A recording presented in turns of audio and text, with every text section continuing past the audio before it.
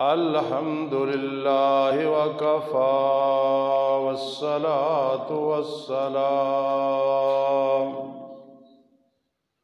والصلاة والسلام علی من لا نبی بعدہ وعلی آلہ واصحابہ وازواجہ وآل بیتہ وأحبائہ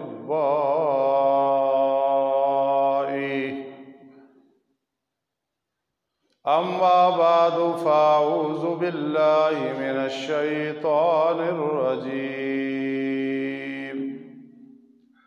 بسم اللہ الرحمن الرحیم ان اللہ یأمر بالعدل والإحسان وإیتاء ذی القربى وینہی عن الفحشاء والمنکر والبغی یعظکم لعلکم تذکرون قال النبی صلی اللہ تعالی علیہ وسلم العدل حسن او کما قال النبی صلی اللہ تعالی علیہ وسلم وقال النبی صلی اللہ تعالی علیہ وسلم الظلم ظلمات یوم القیامہ او کما قال النبی صلی اللہ تعالی علیہ وسلم وقال النبی صلی اللہ تعالی علیہ وسلم ان اللہ تعالی كتب الإحسان على كل شيء ان اللہ كتب علیکم الإحسان على كل شيء او کما قال النبی صلی اللہ تعالی علیہ وسلم سبحان ربک رب العزت عما یصفون وسلام علی المرسلین والحمد للہ رب العالمین اللہم صل علی سیدنا محمد وعلی آل سیدنا محمد افضل صلواتک بعدد معلوماتک وبارک وسلم علیہ.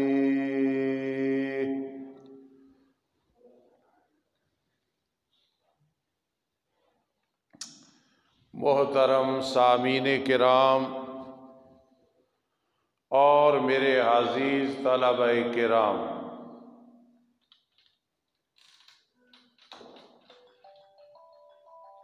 سورۃ النحل 14واں پارہ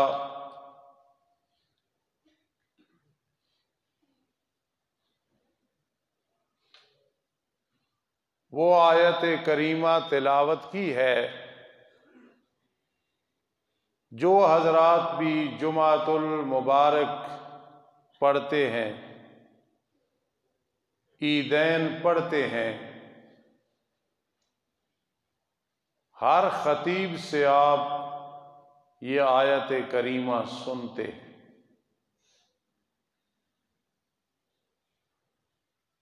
بلکہ جتنے مکاتب فکر ہیں بریلوی ہوں، دیوبندی ہوں، اہل حدیث ہوں، پھر ان کی جو جماعتیں ہوں، سب خطبے میں یہ آیت کریمہ پڑھتے ہیں۔ تو جی چاہا کہ اس پہ مستقل درس دے دوں انشاءاللہ العزیز، تاکہ اللہ کے نزدیک قبولیت ہو جائے اور حضرات کو پتہ چل جائے کہ یہ جو ہم بار بار ہر جمعے پہ سنتے ہیں، ان اللہ یامر بالعدل والاحسان وایتاء ذی القربی وینہی عن الفحشاء والمنکر والبغی یعظکم لعلکم تذکرون، آخر وجہ کیا ہے؟ یہاں کئی نوجوان ایسے بیٹھے ہیں کہ میں حیران ہوتا ہوں کہ بعض اوقات وہ ہم سے سنی ہوئی باتیں ایسی انہیں یاد ہوتی ہیں کہ شاید طلبہ کو بھی یاد نہ ہو، پھر حوصلہ افزائی ہوتی ہے اور جی چاہتا ہے کہ نئی سی نئی بات، نیا سے نیا موضوع بیان ہو۔ اللہ توفیق مرحمت فرمائے۔ یہ آیت کریمہ عمر بن عبدالعزیز رحمہ اللہ کے دور سے ہر خطبہ جمعہ میں لازم قرار دی گئی، تو آخر اہمیت ہے تب ہے نا۔ اقسم سیفی رضی اللہ تعالی عنہ اپنی قوم کے سردار تھے۔ دل میں خیال آیا کہ نبی اکرم صلی اللہ تعالی علیہ وسلم کے پاس جاؤں، تحقیق کروں، پھر اپنی قوم کو اپنے خیالات کا اظہار کروں اور انہیں بتاؤں کہ اس شخص کے بارے میں کیا کرنا چاہیے۔ اس کی عوام نے کہا کہ آپ ہرگز نہ جائیں، 2 نمائندے بھیجتے ہیں۔ چنانچہ 2 نمائندے بھیجے گئے۔ وہ نبی اکرم صلی اللہ تعالی علیہ وسلم کے پاس آئے مکہ المکرمہ میں، اور عرض کی کہ من انت وما انت، اور ایک روایت میں آتا ہے بما جئت، آپ کون ہیں، اپنا تعارف کرائیں، اور آپ کی حیثیت کیا ہے، کیا مقام ہے آپ کا۔ رحمت دو عالم صلی اللہ تعالی علیہ وسلم نے دونوں جواب دیے۔ جتنے حضرات بیٹھے ہو توجہ سے سننا، زندگی میں جب بھی جمعے میں سنو عید میں ان اللہ یامر بالعدل، تو یہ باتیں یاد کر لینی ہے کہ یہ کیوں ہر خطیب پڑھتا ہے۔ تو 2 نمائندوں نے کہا من انتا وما انتا، آپ کون ہیں، آپ کیا لائے ہیں۔ تو میرے آقا نے پہلے سوال کا جواب مختصر دیا، انا محمد بن عبداللہ، انا محمد، میں محمد ہوں صلی اللہ تعالی علیہ وسلم، اور عبداللہ کا بیٹا، بس محمد بن عبداللہ۔ باقی تم کہتے ہو کہ میں کیا لایا ہوں، آپ نے یہ آیت پڑھی ان اللہ یأمر بالعدل والاحسان، تو معلوم ہوا اس میں پورا دین ہے کہ آپ نے یہ آیت جب جواب دی کہ ما انتا، تو آپ نے فرمایا میں محمد اللہ کا رسول ہوں صلی اللہ تعالی وسلم. پہلے فرمایا محمد ابن عبداللہ، پھر فرمایا میں محمد اللہ کا رسول ہوں اور کیا لایا ہوں، ان اللہ یامر بالعدل والاحسان. تو معلوم ہوا یہ آیت بہت جامعیت کی حامل ہے. دوسرے نمبر پہ عثمان بن مظعون رضی اللہ تعالی عنہ، وہ فرماتے تھے میں مسلمان تو ہو گیا تھا لیکن دل میں اہمیت اور محبت اسلام کی ابھی نہیں آئی تھی.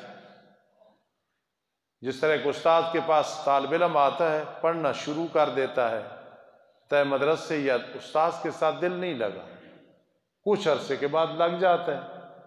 تو فرمایا میں مسلمان ہو گیا اندر باہر سے، لیکن دل میں محبت اسلام کی نہیں آئی.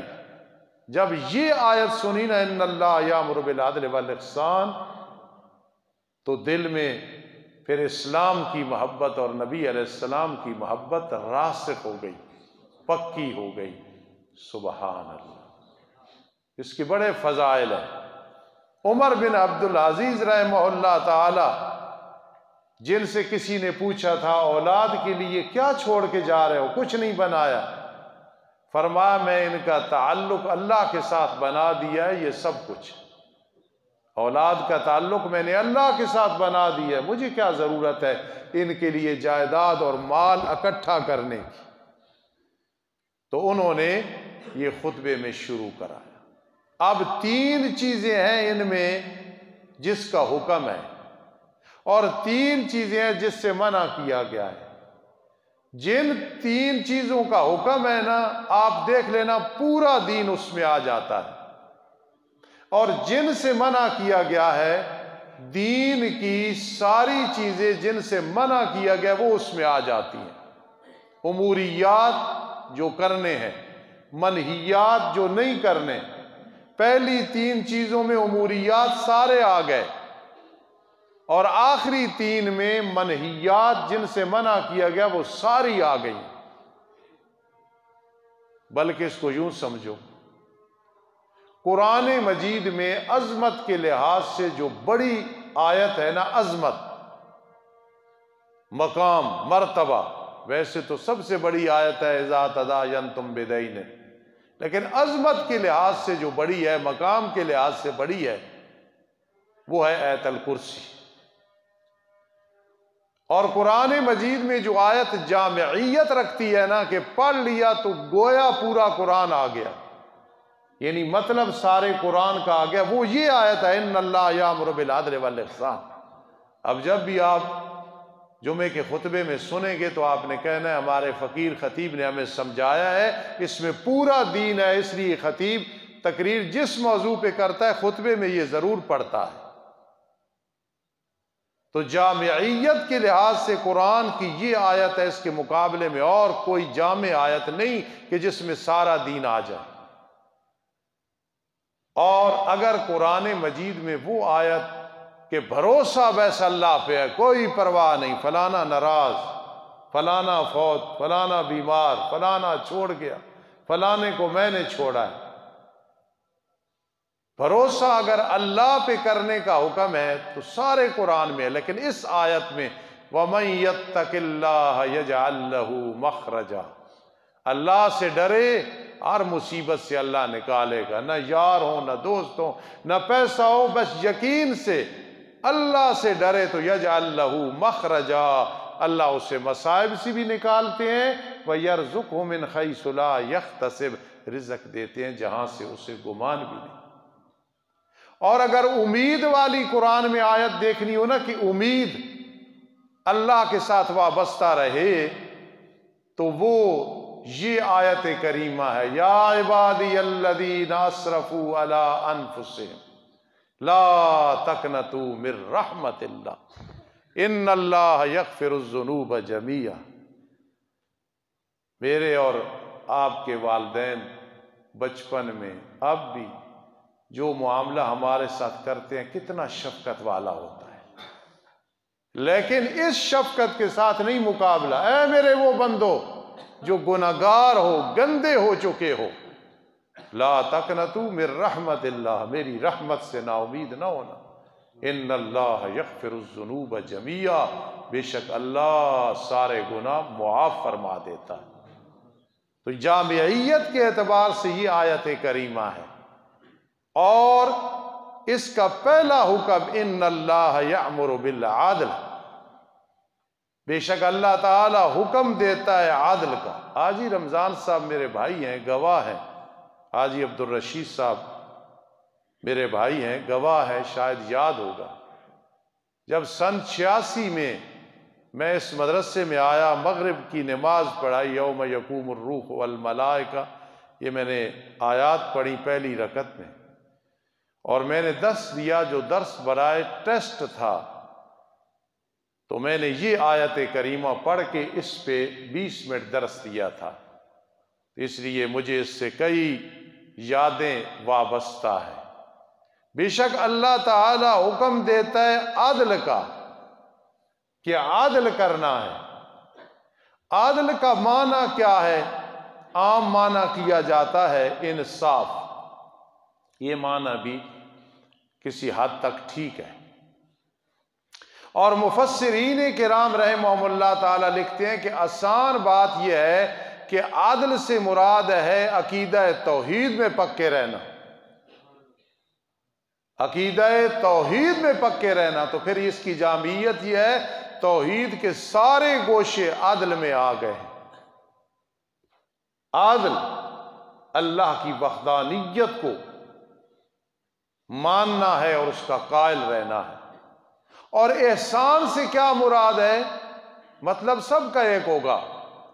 احسان کا مطلب کیا ہے؟ ادائے فرائض، جتنے فرائض ہیں، نماز، روزہ، حج، زکوٰۃ، جہاد، حقوق اللہ، حقوق العباد، وہ احسان میں آ جاتے ہیں۔ آگے پھر چلتے ہیں ایتاء ذی القربیٰ میں، اور بعض مفسرین کرام نے اپنے انداز سے لکھا ہے کہ عادل کا معنی کیا ہے؟ توازن اور تناسب، یہ برقرار رکھنا۔ کیسے؟ کہ اگر انصاف معنی کریں گے تو پھر تو انصاف یہ ہے کہ جتنا ماں باپ کا حق ہے اتنا ہی پھر اولاد کا حق ہے، جتنا بہن کا حق ہے اتنا بھائی کا حق ہے، حالانکہ شریعت نے حقوق مقرر کیے ہیں۔ تو وہ کہتے ہیں نہیں، اس کا معنی انصاف نہ کرو، تھوڑی گہرائی کی بات ہے، فرق کوئی نہیں۔ کہتے ہیں اس کا معنی کرو توازن اور تناسب کو برقرار رکھنا۔ کیسے؟ اللہ کی توحید میں جو اللہ کا مقام کسی کا نہیں ہے، وہ توازن اور تناسب برقرار رکھو۔ نبی اکرم صلی اللہ تعالی علیہ وسلم کا رسالت میں جو مقام، اللہ اکبر، خاتم النبیین ہے، معصوم ہے، سید المرسلین ہے، امام المرسلین ہے، امام الانبیاء ہے صلی اللہ تعالی علیہ وسلم، یہ تناسب اور یہ توازن رکھو۔ ماں باپ جیسا اس خاندان میں چھوٹے بڑوں میں کوئی بھی نہیں ہے، یہ توازن اور تناسب برقرار رکھو۔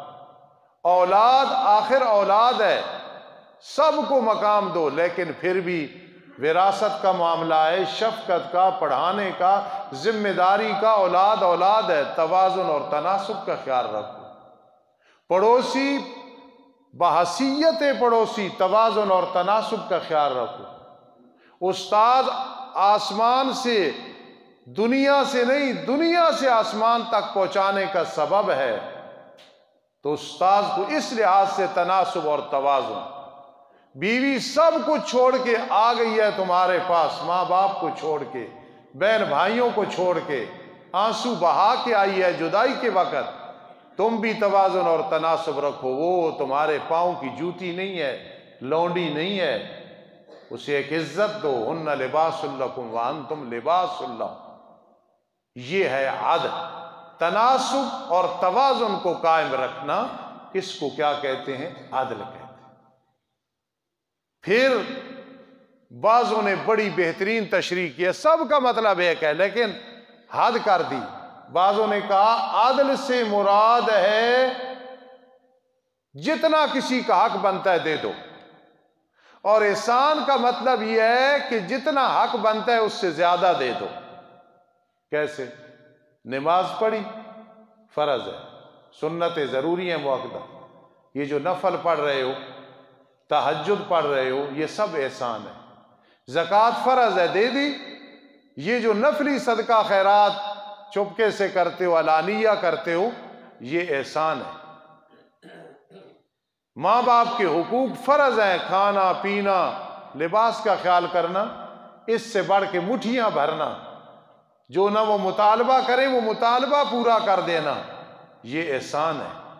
استاد سے پڑھا، اس کی بات مانی، زندگی میں دعاؤں میں یاد رکھنا، یہ احسان ہے۔ پڑوسی کے حقوق ہیں، لیکن حقوق سے بڑھ کے بھی کبھی کبھی بغیر ضرورت کے بھی ان کے ساتھ احسان کر دینا، یہ احسان ہے۔ تو احسان کہتے ہیں جتنا فرض ہے، حقوق ہے، اس سے زیادہ کر دینا، یہ احسان ہے۔ اس لیے ان اللہ یامر بالعدل والاحسان، بے شک اللہ تعالی حکم کرتا ہے کہ عادل کرو اور احسان کرو۔ اور بعض نے پھر اور کمال کر دی، انہوں نے کہا نہیں، بات سمجھ آتی ہے جب ضد کا ذکر کیا جائے، ضد کا، رات دن، ٹھیک ہے، سفیدی سیاہی، سچ اور جھوٹ۔ ان نے کہا نبی اکرم صلی اللہ تعالی علیہ وسلم نے فرمایا العدل حسن، انصاف بڑی اچھی چیز ہے، العدل حسن، فرمایا عادل کہتے ہیں وضع شیء فی محلی، چیز کو یار اپنا مقام دے دو، اللہ کو اپنا مقام، رسول کو اپنا مقام، صحابہ کو اپنا مقام، صحابیات کو اپنا مقام، ازواج مطہرات کو اپنا مقام، اور اولیاء اللہ کو اپنا مقام، توحید کو اپنا مقام، سنت کو اپنا مقام، اور نفرت میں آ کے شرک کو اپنا مقام، بدعت کو اپنا مقام، اس کو عادل کہتے ہیں۔ ہر چیز کو اپنا مقام دے دینا۔ اکرم الناس منازلہم، لوگوں کی عزت کرو ان کے مقام اور ان کے مرتبے کے مطابق، اکرم الناس منازلہم۔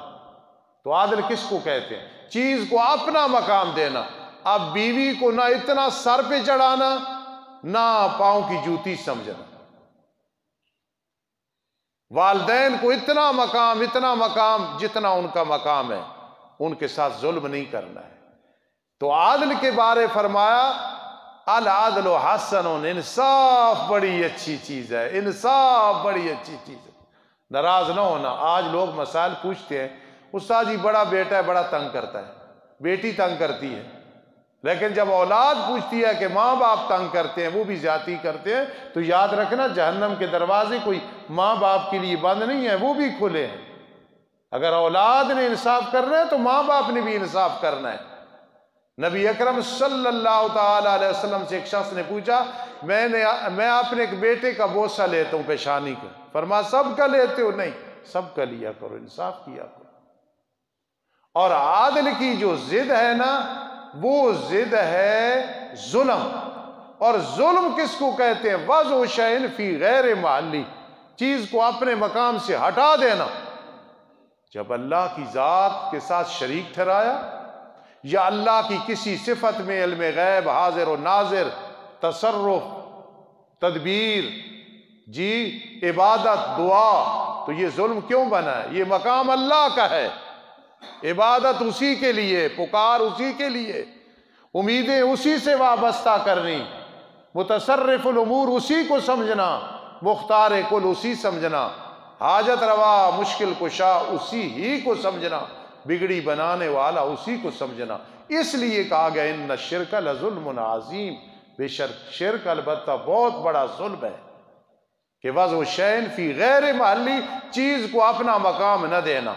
آؤ حدیث پاک میں آتا ہے، میرے آقا علیہ الصلاۃ والسلام نے فرمایا کسی قسم کا ظلم ہو، چاہے شرک کر کے ظالم بنا، اولاد میں تفریق ڈال کے ظالم بنا، 2 3 4 بیویوں میں انصاف نہیں کیا، ظالم بن گیا، بہن بھائیوں کی وراثت میں ظالم بن گیا، یتیم بچوں کے بارے میں ظالم بن گیا، مدرسے کا محتمم یا صدر یا مسجد کا متولی کسی لحاظ سے ظالم بن گیا، وزیر اعلیٰ، وزیر اعظم، ظالم بن گیا۔ میرے آقا نے قانون بیان کیا ہے، الظلم ظلمات یوم القیامہ، الظلم ظلمات یوم القیامہ۔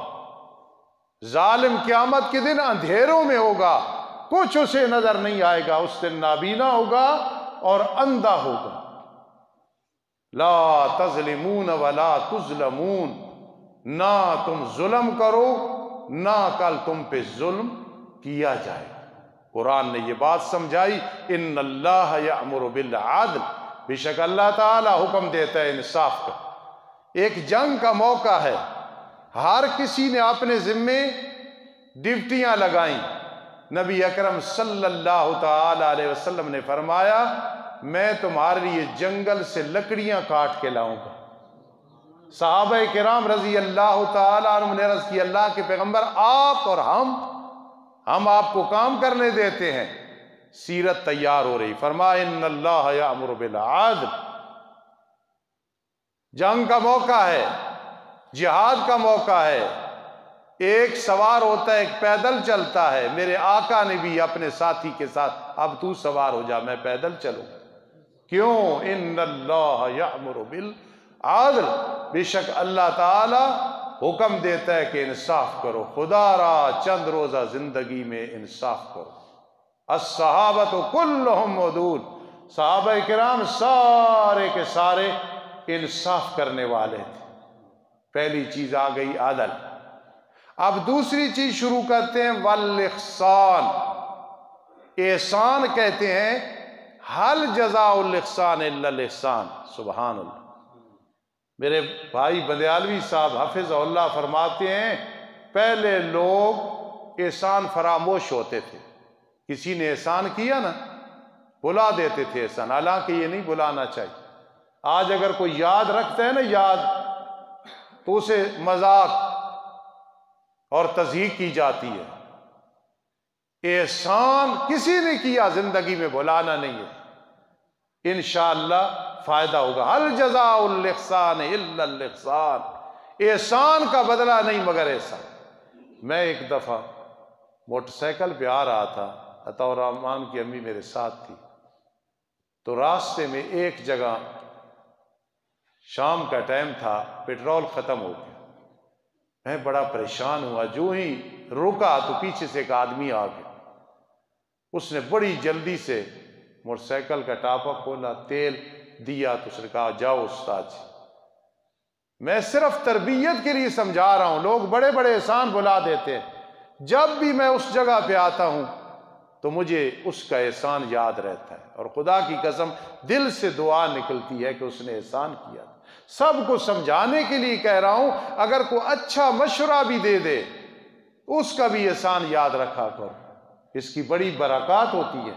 حل جزاء الاحسان الا الاحسان، احسان کا بدلہ نہیں ہے مگر احسان۔ تو مدیالی صاحب کہتے ہیں، پہلے لوگ ہوتے تھے احسان فراموش، چلو بھلا دیا یار کوئی نہیں، ہم نے اللہ کی رضا کے لیے احسان کیا تھا۔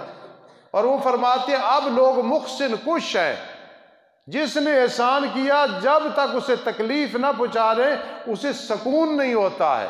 اللہ معاف کرے، احسان فراموش بھی نہیں ہونا اور محسن کو تنگ نہیں کرنا ہے، اس کے احسانوں کو قبر کی دیوار تک یاد رکھنا ہے، یعنی ہمیشہ کے لیے یاد رکھنا ہے۔ تو فرما اللہ تعالی احسان کا حکم دیتے ہیں۔ اب یہاں ایک علمی بات ہے لیکن انشاءاللہ سب کو سمجھ آئے گی۔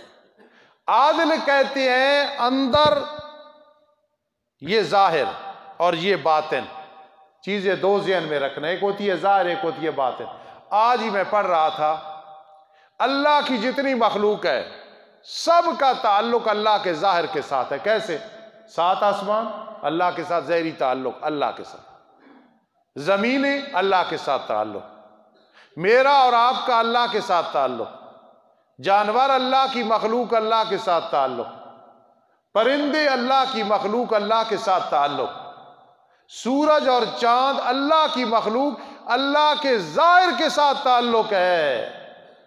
لیکن اگر کوئی کہے استاد جی یہ تو ظاہر ہے نا، جس طرح کہتے ہیں فلاں میرے ساتھ تو ظاہری طور پہ بولتا ہے، دل میں تو اس کا فلاں کا ہی مقام ہے۔ یہ بات اب سمجھ آ گئی مثال دے کے کہ فلاں کے دلی تعلقات، ترجیحات فلاں کے ساتھ ہے۔ تو سمجھنا نوجوانوں، اللہ کی ساری مخلوق کا تعلق مع اللہ ظاہر سے ہے، اللہ کے ظاہر سے، لیکن جس آدمی کا تعلق قرآن سے ہے اس کا تعلق اللہ کے باطن کے ساتھ ہے۔ کہو سبحان اللہ۔ جس کا بھی اللہ کے ساتھ تعلق ہے، یاد رکھنا اس کا تعلق اللہ کے باطن کے ساتھ ہے، اللہ کے باطن کے ساتھ اس کا تعلق ہے۔ تو قرآن سمجھنے کی کوشش کرو۔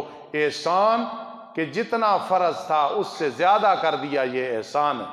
مدرسے میں عشر بھیجا کتنا؟ استاد جی 30 من بھیجا ہے، کتنا بنتا تھا؟ 28، 2 کیوں بھیجا ہے؟ الاحسان، احسان ہے۔ زکوٰۃ میری بنتی تھی جی 1 لاکھ، 1.25 لاکھ کیوں بھیجی ہے؟ استاد جی مسئلہ سمجھایا ہے، ان اللہ یامر بالعدل، وہ جو زکوٰۃ بھیجی ہے لاکھ وہ تو عدل ہے، اور جو میں نے 25,000 بھیجا ہے یہ احسان ہے۔ احسان والی زندگی گزارو، ظلم والی زندگی نہیں گزارنی، بڑی پیاری زندگی ہوتی ہے۔ تو جو عدل کرتا ہے وہ اندر سے بھی بڑا حسین ہے، اور باطن سے بھی، ظاہر سے بھی وہ حسین ہے جو عدل کرتا ہے۔ لیکن احسان کرنے والے کا مزہ ہے، پتہ ہے کیا بات علمی ہے؟ سمجھو، جو احسان کرتا ہے نا اس کا جو باطن ہے ظاہر سے بھی بہت خوبصورت ہے۔ بات سمجھ آئی؟ جو احسان کرتا ہے نا کسی پہ، یار یہ جیسا بھی اللہ کی رضا کے لیے، میں احسان کرتا ہوں رشتہ دیتا ہوں، میں احسان کرتا ہوں میں اسے قرض دیتا ہوں، میں احسان کرتا ہوں اسے ہدایت سمجھاتا ہوں، دین سمجھاتا ہوں۔ بات سمجھ آ گئی؟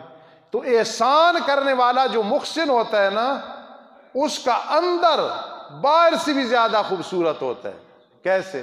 باہر لوگ کہتے ہیں کوئی نہیں، وہ نہیں یار، لیکن اس کی اندر کہ میں نے احسان کرنا ہے مخلوق خدا پہ، اس احسان کی وجہ سے اس کا اندر باہر سے زیادہ خوبصورت ہوتا ہے اور اس میں بڑا لطف ہوتا ہے۔ پھر قربان جاؤں، نبی اکرم صلی اللہ تعالی علیہ وسلم نے فرمایا ان اللہ کتب علیکم الاحسان، بے شک اللہ تعالی نے تم پہ لکھ دیا ہے احسان کرنا، ہر چیز میں۔ ذبح کرنے لگو چھری کو تیز کر لو، یہ احسان ہے۔ کسی کی تربیت کرنے لگو شفقت سے کرو، سختی بھی کرو لیکن شفقت کو غالب رکھو، یہ احسان ہے۔ اولاد کے معاملے میں سختی بھی کرو لیکن شفقت کرو، یہ احسان ہے۔ آج اگر کوئی استاذ شاگرد کو کچھ کہے تو ماں باپ غصے ہوتے ہیں، ناراض ہوتے ہیں، نہ ہوا کریں۔ اس استاذ کو محسن سمجھا کریں، جو مار رہا ہے غصے ہو رہا ہے، کیوں ہو رہا ہے؟ کہتے ہیں نا مکہ اور مدینہ میں، مکہ المکرمہ اور مدینہ منورہ میں کوئی شاگردوں کو سزا نہیں دیتا۔ میں مکہ المکرمہ میں مسجد الحرام میں دوسری تیسری منزل پہ بیٹھا تھا، ایک قاری صاحب میرے بھائی صاحب کے دوست تھے، میں انہیں ملنے کے لیے کیا تو ڈنڈے کے ساتھ ایک طالب علم کو مار رہے تھے اور عربی میں کہہ رہے تھے انت تخرب نظام المدرسہ، تو نے میرے مدرسے کا نظام خراب کیا ہوا ہے۔ تو کوئی استاد اگر تھوڑی سختی زیادہ نہیں کرے تو وہ بھی احسان ہے کہ اس کی مرضی یہ ہے یہ پڑ جائے گا، یہ سیدھے راستے پہ آ جائے گا۔ تو اپنا ماحول بنا لو احسان کرنے کا۔ قرآن مجید میں اللہ کے فضل سے 27 مقام ہیں اور احسان کے 66 مقام ہیں جن میں اللہ نے عدل اور احسان کا حکم دیا ہے۔ آخر کوئی ضروری بات ہے نا، 53 حدیثیں عدل میں ملتی ہیں، 27 آیات ملتی ہیں، 66 آیات ملتی ہیں احسان کا حکم ہے، 29 ملتی ہیں حدیثیں جن میں حکم ہے کہ احسان کرو، والاحسان۔ پھر اتنی بات آسان ہے، اب ضرب لگے گی تو آپ کو سمجھ آئے گی کہ احسان کا حکم دیا، وَبِالْوَالِدَيْنِ إِحْسَانًا، سبحان اللہ۔ والدین کے بارے میں پھر اسی احسان کا ذکر کیا ہے۔ میں والد صاحب کو 200 روپے دیتا ہوں جی، روزانہ کا ان کا خرچہ ہے، ٹھیک ہے، بہت تابعداری ہے، میں مہینے کا جی 10,000 والدہ کو دے دیتا ہوں، اس کا خرچ، یہ تو عادل ہے، زائد بھی دے دیا کر خرچے سے زیادہ، 500، 1000، 2000، انسان ہے، بڑھاپے میں ہے، جوانی میں ہے، ان کی ضرورت ہے، یہ احسان ہے، یہ احسان ہے۔ تو اللہ پاک حکم کرتے ہیں عادل کا اور احسان کا۔ پھر احسان کا ایک معنی ہے، آپ خوش ہو جائیں گے، جو حدیث میں آیا، حدیث جبرائیل میں، جبرائیل امین انسانی شکل میں آئے، اور وہ آتے تھے انسانی شکل میں، دحیہ کلبی رضی اللہ تعالیٰ کی شکل میں، وہ بڑے خوبصورت تھے نا دحیہ کلبی۔ تو حضرت جبرائیل امین حسینوں کے سردار کے پاس آتے تھے حسین بن کے، ویسے خود بھی حسین تھے، انسانی شکل میں آتے تھے۔ تو آ کے پوچھنے لگے نبی علیہ السلام سے، مل احسان، اللہ کے پیغمبر احسان کیا ہے؟ تو معلوم ہوا اب احسان کا معنی اور کھلے گا۔ میرے آقا نے فرمایا احسان کیا ہے؟ تو عبادت کر اللہ کی، یہ یقین رکھ کأنک تراہ، تو اللہ کو دیکھ رہا ہے، اللہ تجھے دیکھ رہا ہے۔ پڑھو نا نماز اس طرح، پڑھو نفل اور تہجد، قرآن پڑھو اس انداز سے، پھر دیکھنا یہ احسان ہوگا۔ کأنک تراہ، کأنک تراہ، ایسے عبادت کرو گویا تم اللہ کو دیکھ رہے ہو اور اللہ تمہیں دیکھ رہا ہے، پھر مزہ آئے گا اس نماز کا۔ ان الصلاۃ تنہی عن الفحشاء والمنکر۔ تیسری چیز ہے وایتاء ذی القربی، قریبی رشتہ داروں کو دینا، ان سے پیار محبت اچھے تعلقات رکھنا۔ آج میں نے ایک حدیث پڑھی، 1000 دفعہ پڑھی لیکن بھول جاتی ہیں، ہم انسان ہیں، کمزور انسان ہیں، کہ میرے آقا علیہ السلام نے فرمایا خیال کرنا، صلہ رحمی نہ کرنا، یعنی قریبی رشتہ داروں سے اچھا برتاؤ نہ کرنا، دنیا ہی میں سزا مل جاتی ہے۔ بس جب کہہ دیا اب یقین کر لو، ہمارے ساتھ کوئی زیادتی کر رہا ہے بہن بھائی، اللہ معاف کرے، لیکن ہم کسی کے ساتھ نہ کریں۔ میرے آقا نے کیوں چیلنج دے کے فرمایا کہ اگر کسی کے ساتھ، قریبی رشتہ دار کے ساتھ اچھا برتاؤ نہیں کرو گے، یہ انتظار نہیں ہوگی کہ قیامت کے دن سزا ملے گی، اس کی سزا دنیا میں بھی مل جائے گی۔ خدا رہا کوئی ماں باپ سے زیادتی کر رہا ہے، کوئی بہن بھائیوں سے کر رہا ہے، کوئی بیوی سے کر رہا ہے، کوئی چچا اور ماموں سے کر رہا ہے، کوئی ساس اور سسر سے کر رہا ہے، قریبی رشتہ داروں کے ساتھ، اور کوئی ماں باپ اولاد کے ساتھ زیادتی کر رہے ہیں، یاد رکھنا ایتاء ذی القربی، قریبی رشتہ داروں کے ساتھ زیادتی نہیں کرنی، ان کے ساتھ پیار سے پیش آنا ہے، ان کو جب دینا ہے، ان میں سے کوئی مستحق ہے تو سب سے پہلے دو۔ زکوٰۃ نکالی، بہن بھائیوں میں دیکھو کوئی غریب تو نہیں ہے، قریبی رشتہ داروں میں کوئی غریب تو نہیں ہے، پہلے ان کو دو، باقی بعد میں ہے، کیونکہ ایتاء ذی القربی۔ اور دوسرے نمبر پہ آپ تجربہ بھی کریں، میں نے دیکھا ہے، تجربہ نہیں کیا، میں نے دیکھا ہے کہ جو آدمی قریبی رشتہ داروں کے ساتھ اچھا برتاؤ کرتا ہے، تو معلوم ہوا یہ بڑی اہم بات ہے نا، کہ ہر جمعے میں ایتاء ذی القربی جو خطیب پڑھتے ہیں تو اہم ہے نا۔ جو آدمی قریبی رشتہ داروں سے اچھا برتاؤ کرتا ہے، اللہ پاک اس کے رزق کو وسیع کر دیتے، یقین کرنا۔ اور دوسرا، اس کی عمر لمبی ہو جاتی ہے، اگر نہ ہو تو اللہ پاک مبارک کر دیتے۔ بے شک کسی کی پرواہ نہ کریں، کوئی زیادتی کرتا ہے کرنے دو، لیکن آپ نے قریبی رشتہ دار، ایتاء ذی القربی، ایتاء ذی القربی۔ میرے آقا نے ایک حدیث میں فرمایا یہ جو چچا ہے نا، یہ تو باپ کی شاخ ہے، باپ کے ہم مثل ہے، سب کچھ سمجھا دیا کہ چچا کا مقام کیا ہے۔ ایک حدیث میں فرمایا یہ خالہ تو ماں ہوتی ہے، کتنی بڑی بات سمجھا دی ہے۔ ایتاء ذی القربی، قریبی رشتہ داروں پہ احسان کرنا۔ یہاں ایک علمی بات ہے، میں نہیں چل سکتا آکے جب تک یہ نہ کرو۔ ایک حدیث میں آتا ہے میرے آقا نے فرمایا میں تم میں 2 چیزیں چھوڑ کے جا رہا ہوں، قرآن اور میرے قریبی رشتہ دار۔ شیعوں کو موقع ملا، انہوں نے کہا قرآن پہ عمل کرنا ہے اور اہل بیت کی بات ماننی ہے اور کسی کی نہیں ماننی۔ حالانکہ یاد رکھنا قرآن مجید میں 19 مقام ہے جہاں آیا اطیعوا اللہ و اطیعوا الرسول، اللہ کی اطاعت اور رسول اللہ صلی اللہ علیہ وسلم کی اطاعت۔ اطاعت کی دنیا میں ہم نے اللہ کی ماننی ہے اور رسول اللہ صلی اللہ علیہ وسلم کی ماننی ہے، یا جن کے بارے میں اللہ نے فرمایا اور رسول اللہ صلی اللہ علیہ وسلم نے فرمایا ہم نے ان کی ماننی ہے۔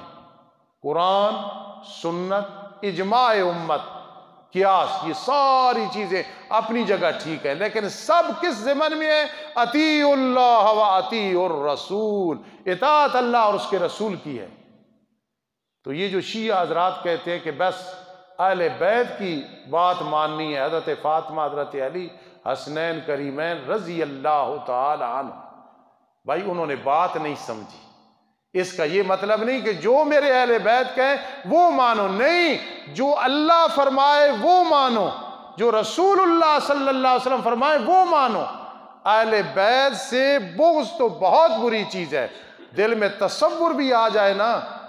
نبی علیہ السلام کے اہل بیت سب سے پہلے بیویاں ہیں، آپ کی بیٹیاں ہیں، بیٹیوں کی اولاد ہے، یہ سب اہل بیت ہے، اطرت ہے آپ کی۔ تصور بھی آ جائے ان کے بارے میں، حسنین کریمین کے بارے میں، تو انسان ایمان سے فارغ ہو جاتا ہے۔ اللہ ہمیں توفیق دے کہ ہم حسنین کریمین سے اس طرح محبت رکھیں، اور الحمدللہ رکھتے ہیں جیسے اللہ کو پسند ہے، جیسے نبی علیہ السلام کو پسند ہے۔ تو جو حدیث میں آیا، پہلی بات تو ہے اس حدیث پہ بڑی باس ہے، یہ حدیث صحیح نہیں ہے۔ پھر محدثین کہتے ہیں اگر صحیح بھی ہو بھی نا تو مطلب ہے اطیع اللہ کرو، اس میں اطیع الرسول آ جائے گا، لیکن محبت کی دنیا میں میرے قریبی رشتہ داروں سے محبت رکھنا۔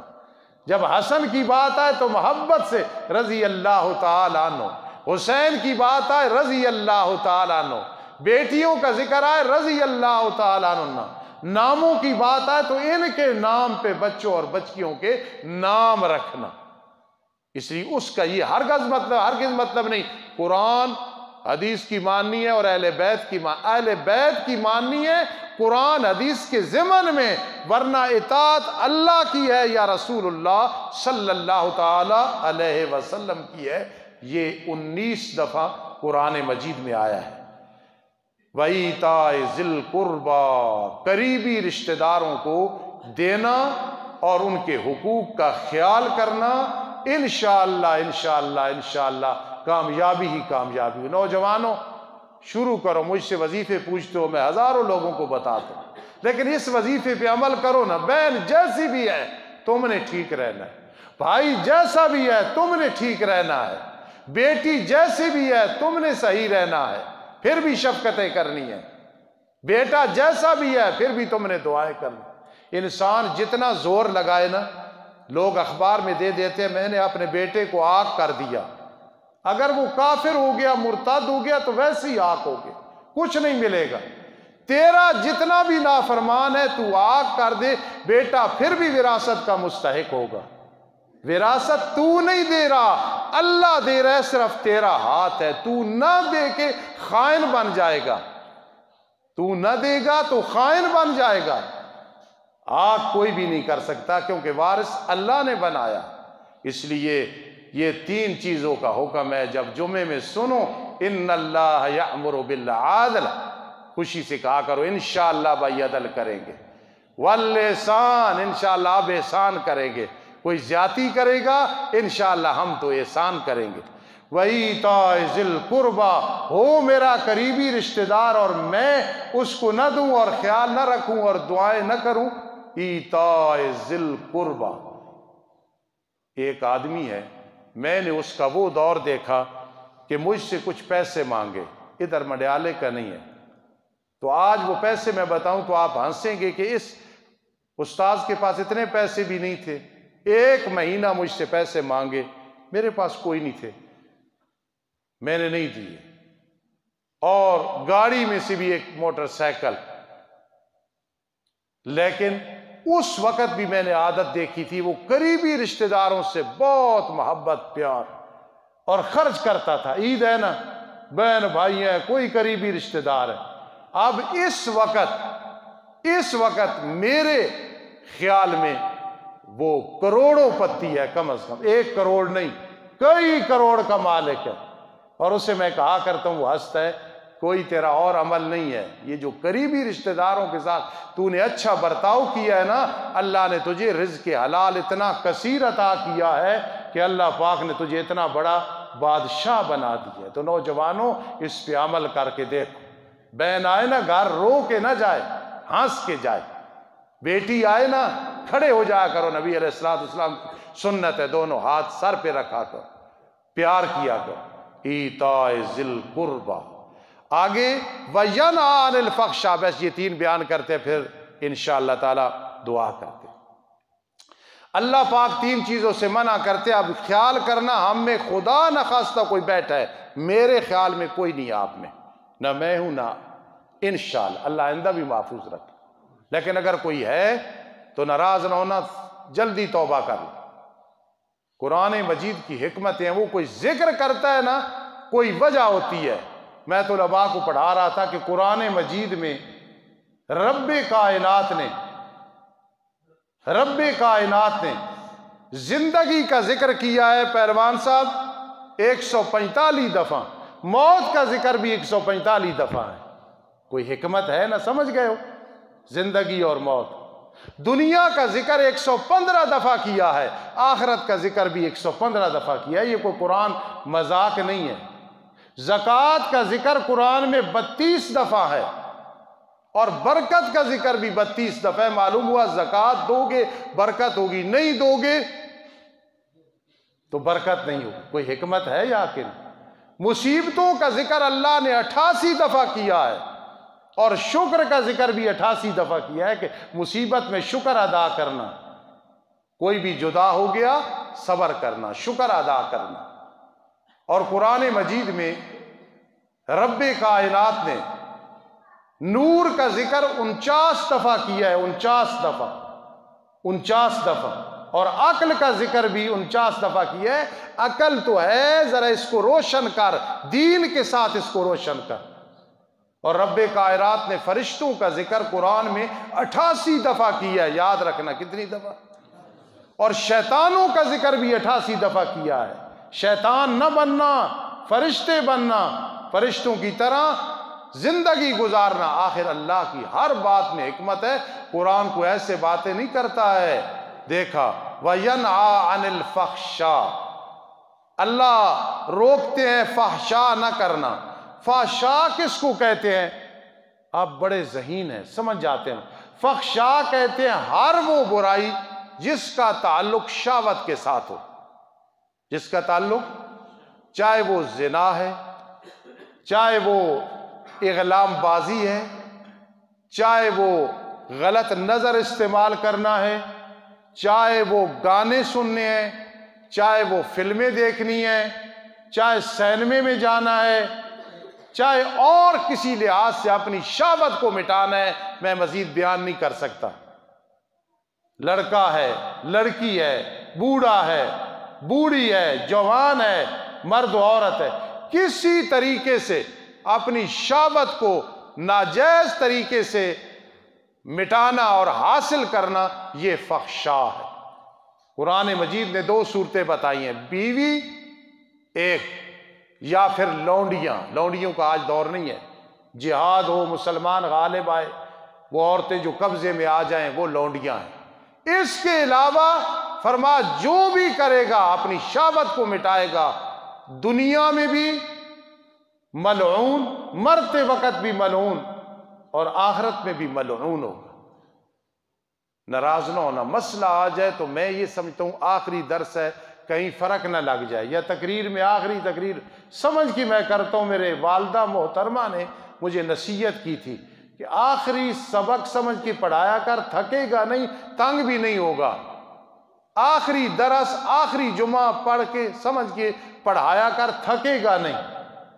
خدا نخواستہ کوئی آدمی اپنی شہوت کو غلط طریقے سے ضائع کرتا ہے، حاصل کرتا ہے، تو قیامت کے دن حدیث میں آتا ہے کہ وہ ملعون ہوگا، اللہ کی اس پہ لعنت ہوگی۔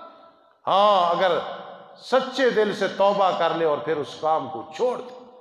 اور کئی دفعہ میں نے یہ بات بیان کی تو ساتھی کئی پریشان بھی ہوئی، کئی جگہ جب بعد میں سمجھایا تو یقین کرنا مطمئن ہو کے رونے لگے کہ یار ہم نہیں سمجھائیں گے، قیامت کے دن پوچھو گی۔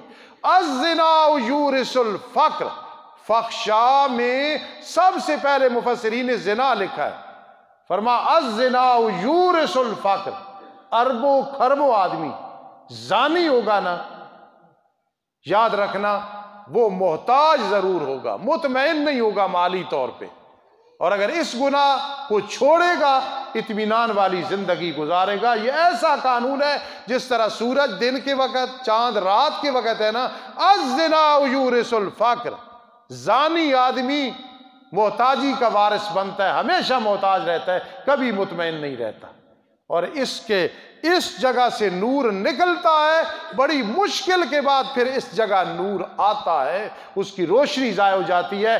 دعا ہے کہ اللہ تعالی ہر مسلمان کو، پوری امت کو اس گناہ سے محفوظ رکھے۔ ہر جمعے میں کیوں حکم ہے وَيَنْهَا عَنِ الْفَحْشَاءِ، سنا کرو جو بھی خطیب ہو، يَنْهَا عَنِ الْفَحْشَاءِ، اللہ روک رہے ہیں، منع کر رہے ہیں بے حیائی سے۔ پھر نماز ہے نا، ان الصلاۃ تنہی عن الفحشاء والمنکر، کیسے جوڑ ہوا کہ نماز یہ روکتی ہے بے حیائیوں سے اور برے کاموں سے۔ اگر نہیں رک رہا ابھی نماز نہیں بنی، کوشش کر پکا نمازی بن جا۔ وَيَنْهَا عَنِ الْفَحْشَاءِ، فحشاء سے روکنا ہے۔ والمنکر، منکر کس کو کہتے ہیں؟ منکر کہتے ہیں قوت شیطانیہ اور وہمیہ کو استعمال کرنا، قوت وہمیہ اور شیطانیہ۔ اب اس کی میں مثال دیتا ہوں۔ مثال کے طور پہ ایک آدمی پینٹ پتلون پہنتا ہے، وہ شلوار قمیض نہیں پہن رہا، یہ منکر ہے۔ ایک آدمی کھڑے ہو کے کھانا کھاتا ہے، یہ منکر ہے۔ کھڑے ہو کے پانی پیتا ہے، یہ منکر ہے۔ بازار میں کھڑے ہو کے کھا رہا ہے، یہ منکر ہے جی، اور اسے اپنے پردے کا کوئی خیال نہیں ہے۔ عورت ہے بازار میں جا رہی ہے، ایسا لباس پہنو کہ سب کی توجہ ادھر ہے، نہ برقع ہے نہ چادر ہے، یہ منکر ہے۔ یہ شراب نوشی، یہ بھی منکرات میں سے ہے۔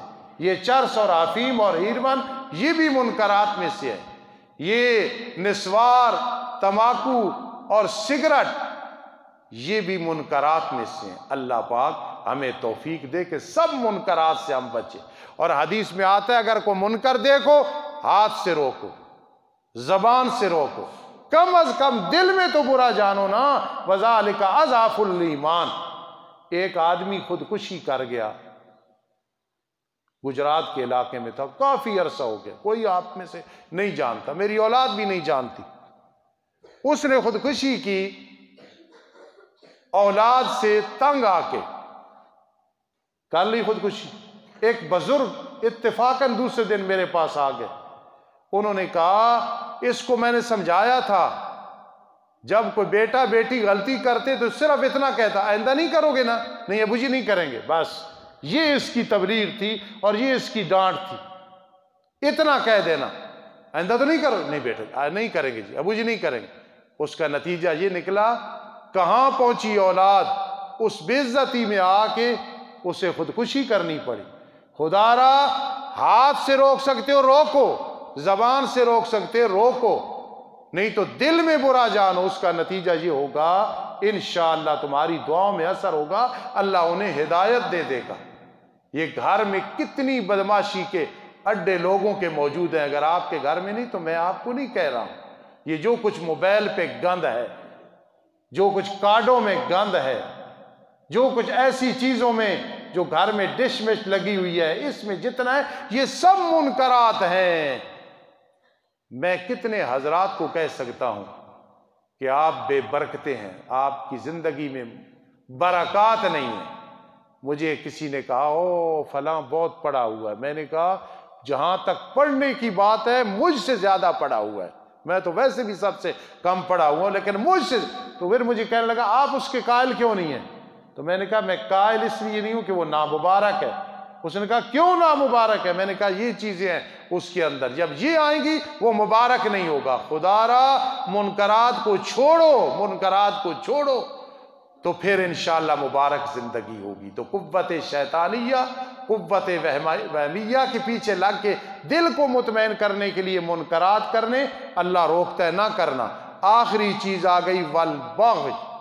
بغض کہتے ہیں، بغض کہتے ہیں قوت غضبیہ میں آ کے کوئی گناہ کرنا۔ غصہ آیا ظلم کر دیا، غصہ آیا قتل کر دیا، غصہ آیا تھپڑ مار دیا، غصہ آیا ظلم کر دیا، اور حقوق العباد میں فرق لگانا، یہ بغض ہے۔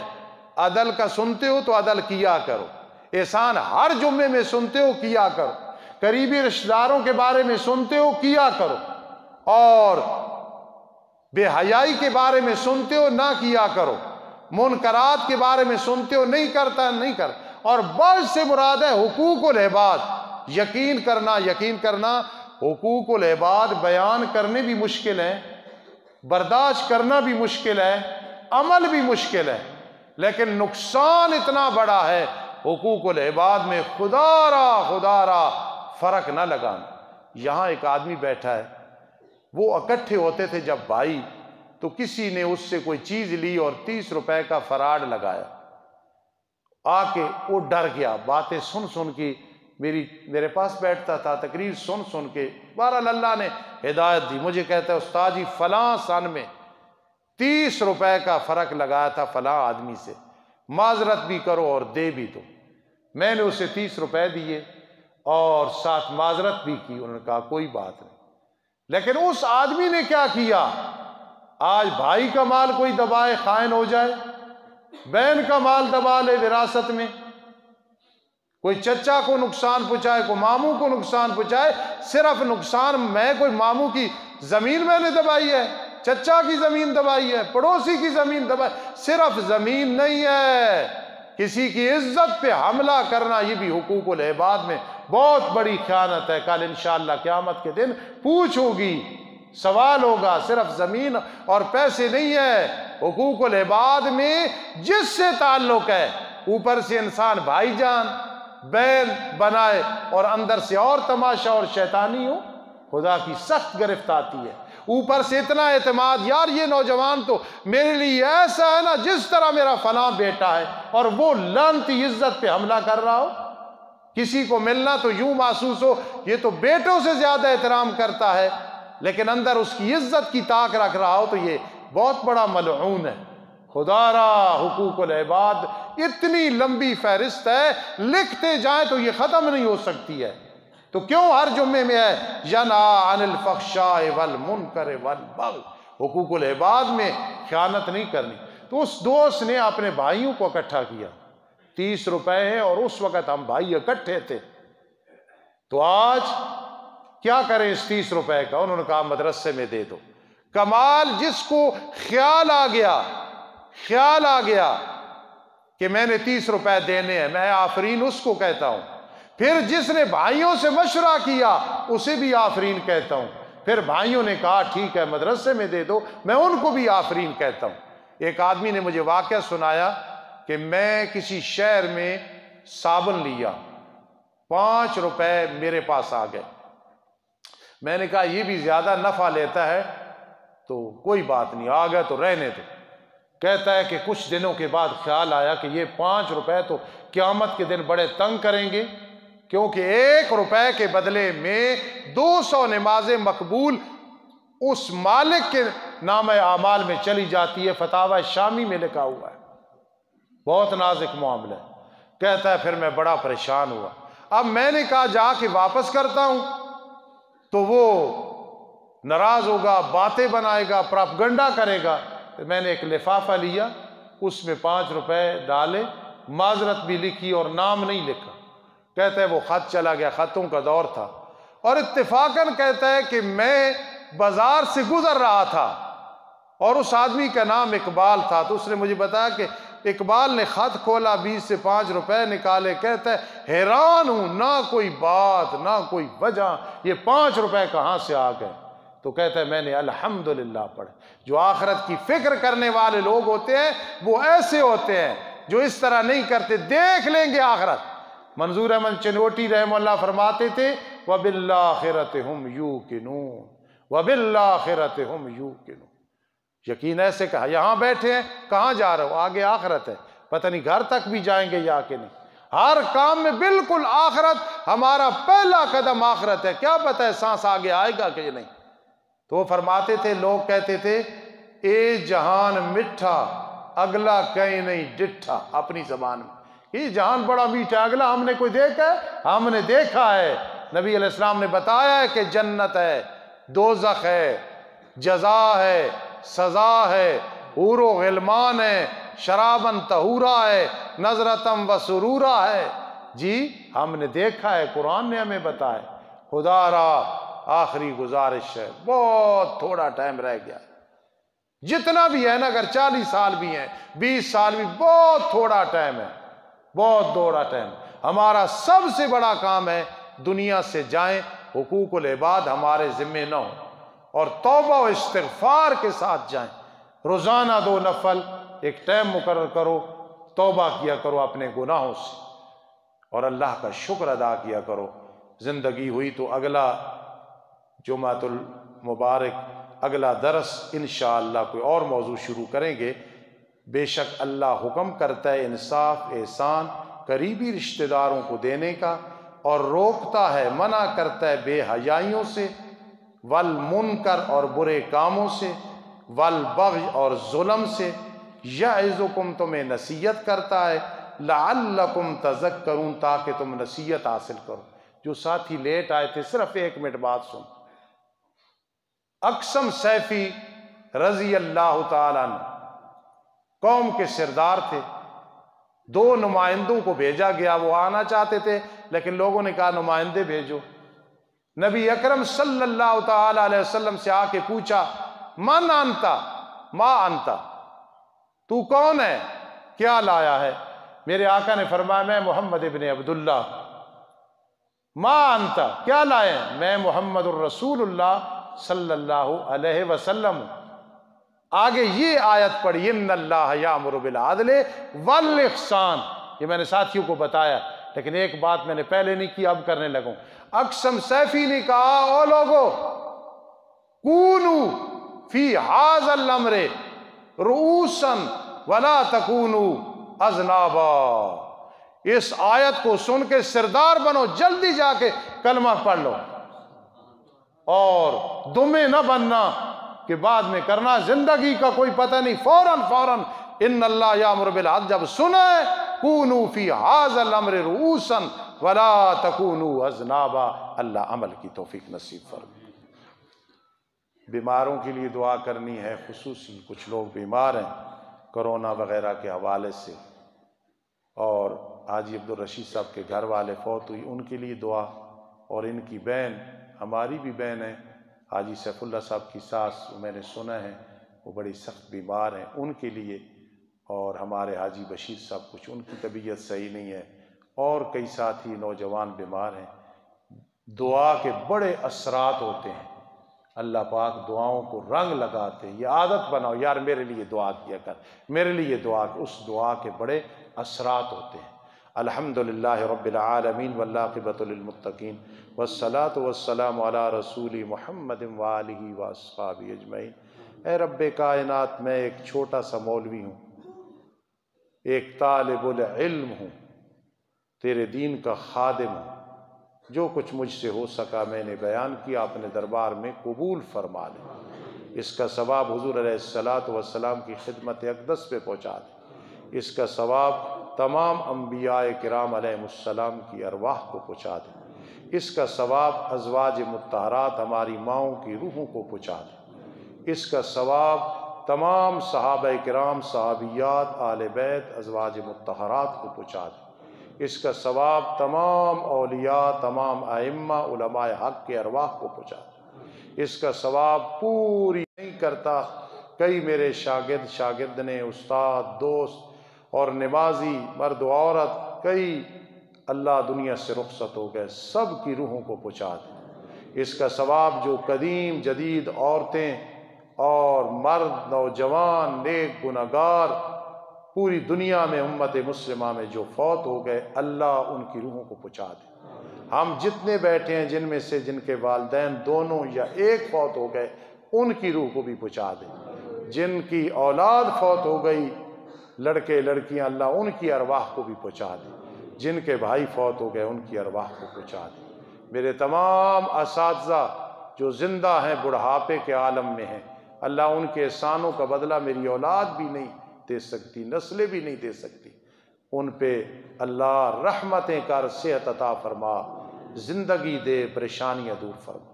جتنے اساتذہ فوت ہو گئے، اللہ ان کی جوانیاں ڈانٹنا، پڑھانا اور تربیتیں کرنا، ہماری فکر کرنا یاد آتا ہے۔ اللہ ان کو قبر میں بدلہ دے دے، جنت الفردوس میں اعلیٰ مقام عطا فرما۔